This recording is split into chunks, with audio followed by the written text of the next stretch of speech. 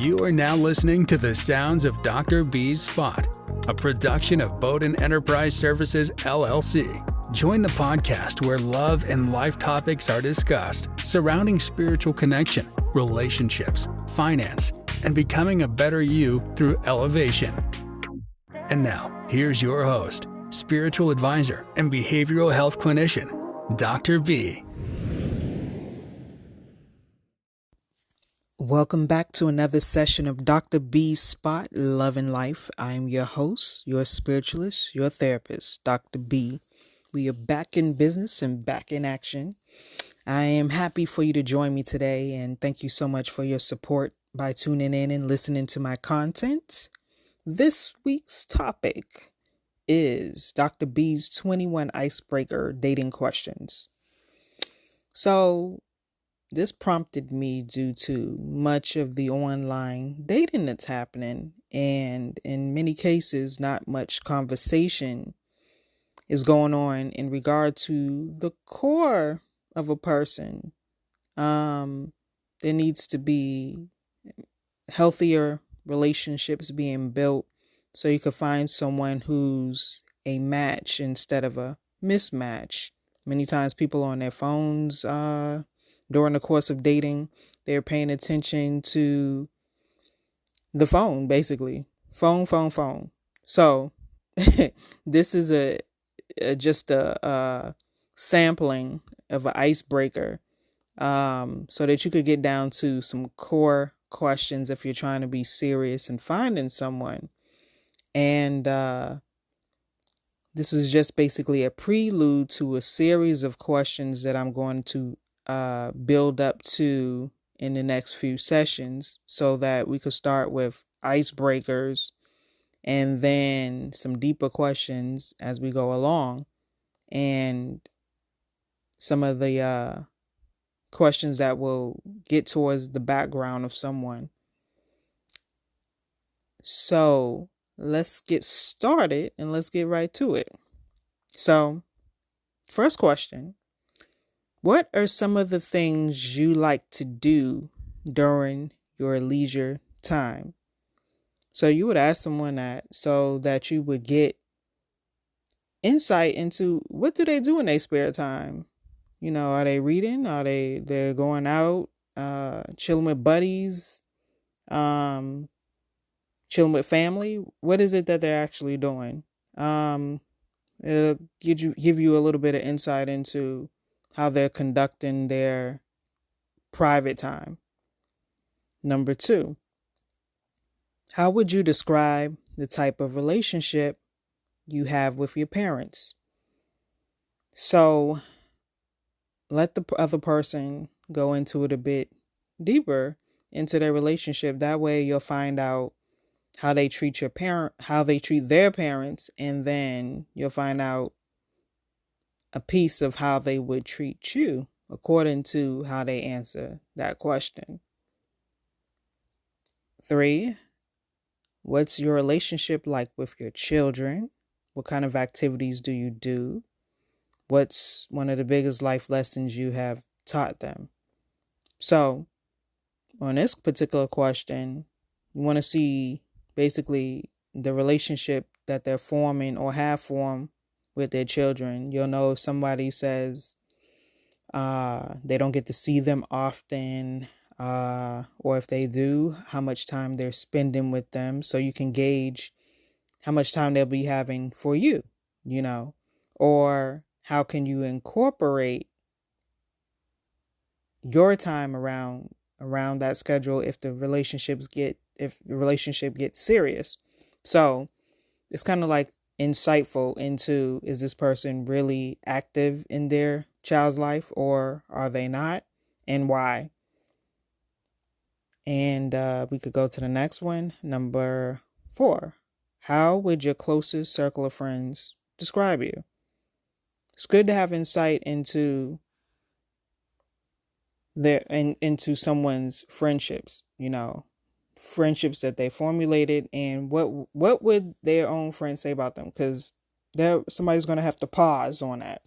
They'll pause and think about that a bit. So that'll give you insight into how they view their friendship and the possibility of what their friends would view them as a person. So it's a little trickery with that, but it'll give you more in depth on how that person has formulated their friendship, and depending on their answer, how their friends would describe them. And number 5, do you like to travel?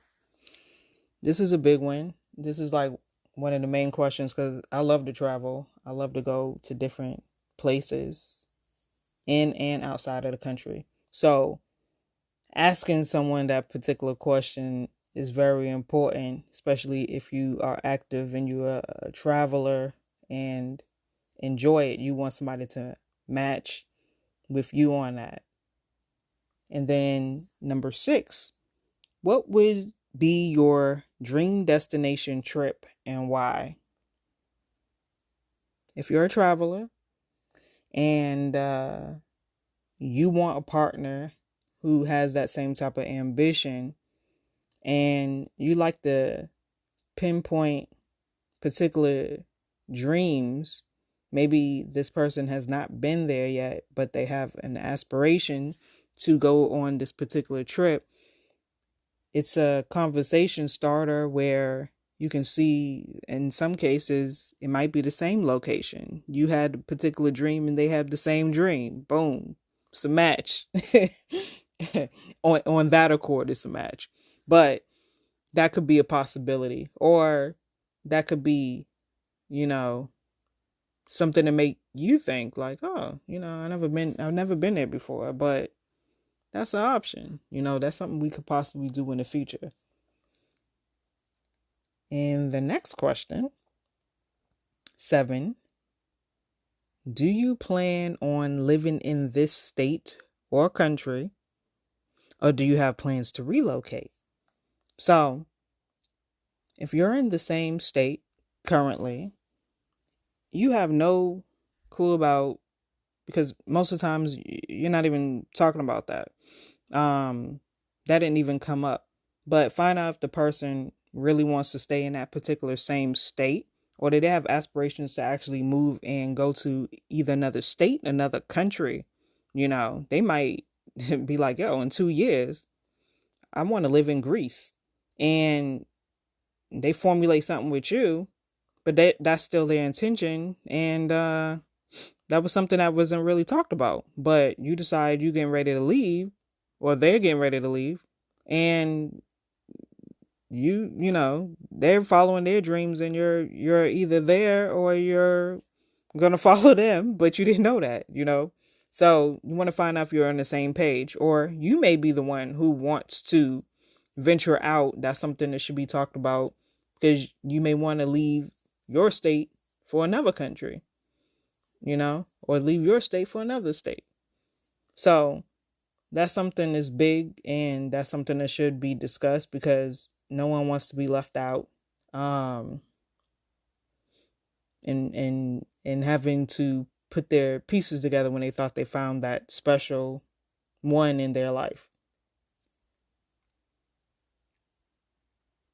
Okay, number 8. If you could have a dream business or dream job, what would it be and why? Let's see with this question if the person has other dreams than being complacent and where they're at in their life. Do they want more for themselves? And if they had the opportunity, maybe that genie would grant that wish, and what would it be? You just kind of getting some insight into the person and what their ambitions are in their life. So if it was to start a business, or if they had a business, or if they had a business idea, what would that look like? How would you get from point A to point B, and so forth, or whatever. So there's different questions that could be formulated from just that simple question right there. Number 9, if you could create a title to a book that describes your essence, what would it be and why? That one will get somebody pondering just a bit, because this is your essence. So what would this book title be? Got to be something magnificent, I would think. Um, but you never know. Some things might surprise you, you know. And what type would it be? Would it be horror? Would it be fiction? You know, it gives you some type of uh deeper insight into a person if they had to write their own title to a book of their essence. So that would be a great question for you to kind of get into, like a great icebreaker.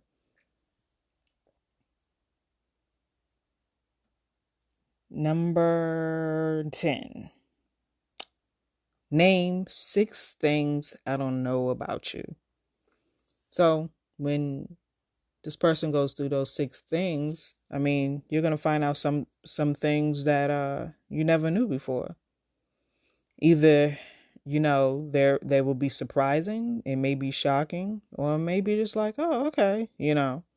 So that'll just give you a clue in a little bit more in regard to who this person is, or what this person is, what they like or dislike, or what you might like or dislike from just hearing this. So be prepared for that. Number 11. Who's your favorite celebrity crush when you were young?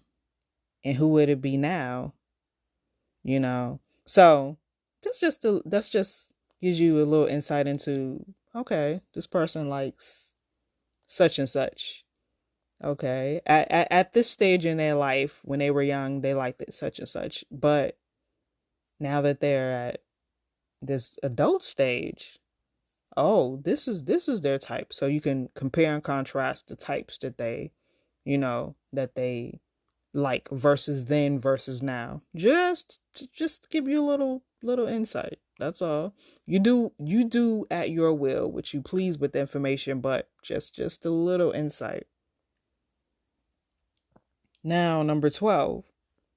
In regard to your previous relationships, tell me 3 description of occurrences in regard to the good, the bad, and the ugly. So you want them to explain 3 things.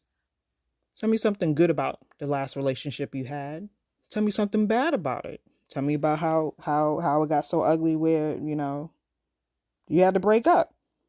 So you're trying to get just some insight into this whole relationship, what went wrong, but also get the person to realize or recognize or pull from some of the good.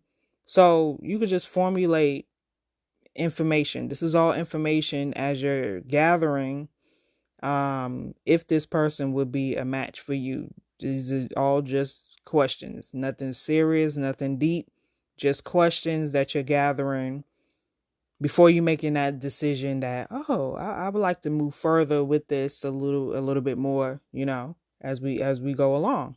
So we're not going to take it too heavy, but this helps just form things. Number 13. What is a deal breaker for you?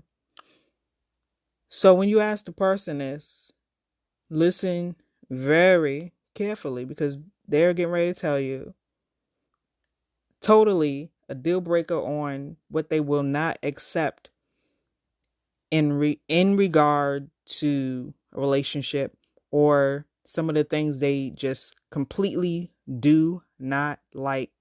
So you need to pay very, very close attention to that, because that will determine some factors on you being with the person or not. Number 14.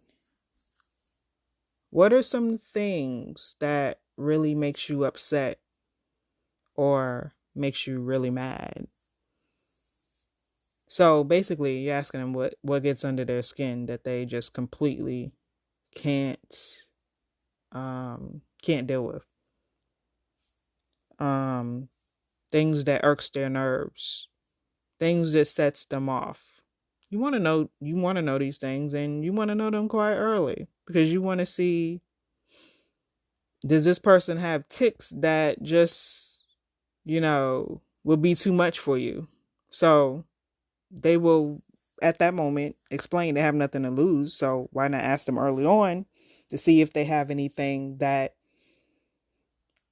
irks their nerves, basically, that will make you feel like walking on eggshells, or something, or it may be something that you do, and that you maybe somebody have said that you do, and you recognize that because the person's discussing it. You're like, oh my goodness, I'm kind of like that, or whatever. So it's just information again, but pay attention, close attention, because it may be something that you can't go along with to build a relationship off of. So just listen to the information and take it in and pay attention. Okay, number 15. At this stage in your life, what are you looking for regarding your love life? So you want to ask this because you want to know if this person is looking for something serious, something long term. Are they looking for marriage, just dating, just chilling? Netflix and chill, we all know what that means, right? So we want to see where they're at in their life, and this is a particular stage that they're at. Some people have just broken up, so they may not be ready for nothing serious. They might just want a friend, or a friend with benefits and so forth. Somebody might just come out of a marriage. They might not be looking for hopping right into another one. So that's why you ask, at this stage, what are you looking for? So let them tell you what they're looking for at this stage. That way you could gauge, like, oh, I was really looking for a serious relationship, and this person saying they really just want to be friends with benefits, and that's really not going to work for me. So that will just be the end all right there.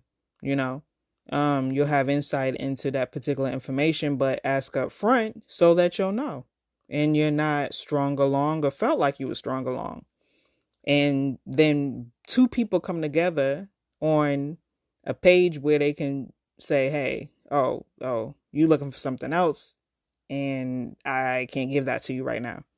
And then you'll know, and then you can move forward as you like from there, but at least know up front on what it is. And let's see, number 16. Are you the romantic type or more simplistic? Describe. So some of these things, some women in dating are extremely romantic. They love romance and so forth, and they want it from their partner, but the partner is not the type to give it in return. So it's almost like it's a one-way street. So you ask those things up front. Just again, these are informational purposes, because this is giving you insight. Is this person a romantic person? Does this person actually match the side that I like to be on? So you'll know either yay or nay, why, or what form of romance. He may not be all completely romantic, or she, but there might be some things that you could work with, or they will compromise on, or they're willing to learn on. So that would be something just to take in accountability. It might not be a full deal breaker, but take accountability on how the person answers the question. And let's go to another one. Number 17.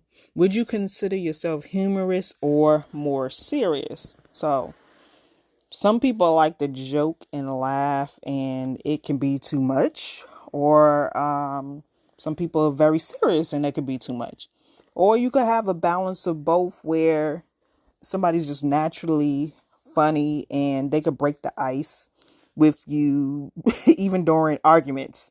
You know, they know how to cool the fire, basically blow out the flame.